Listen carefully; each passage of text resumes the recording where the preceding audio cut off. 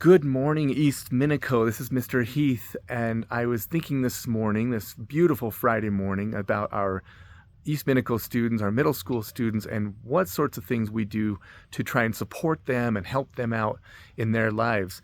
And I was thinking about just about a year and a half ago, my wife had a leg injury. She broke her leg severely on the ski mountain, and we had to take her in for surgery. She had it broken in 5 places. She needed to get a rod put in, and she needed to get screws put in to hold everything together and keep it together and get it to heal up.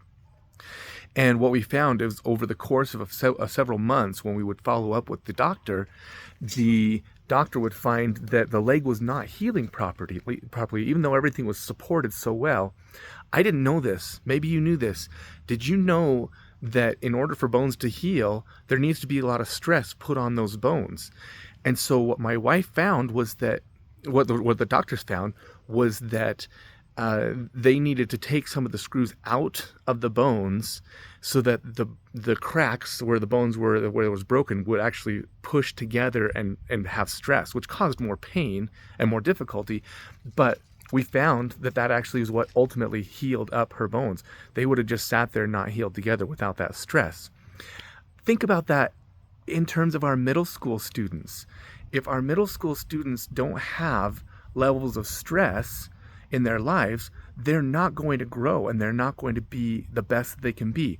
On the flip side, if they don't have support, similar to my wife's leg, if they don't have support and they don't have the proper tools to keep them buoyed up, so to speak, they're also not going to be the best that they can be, because it'll break down.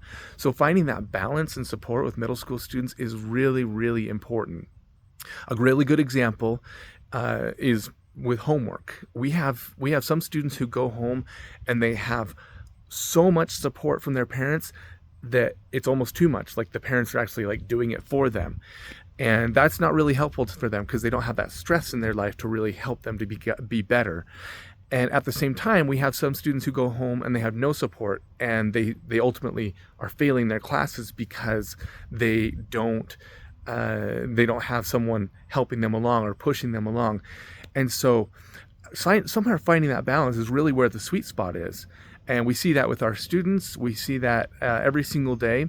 And so just a thought for you, find that sweet spot of support for your students, and that way we will be able to have the best outcome with every student at East Minico. Have a good day.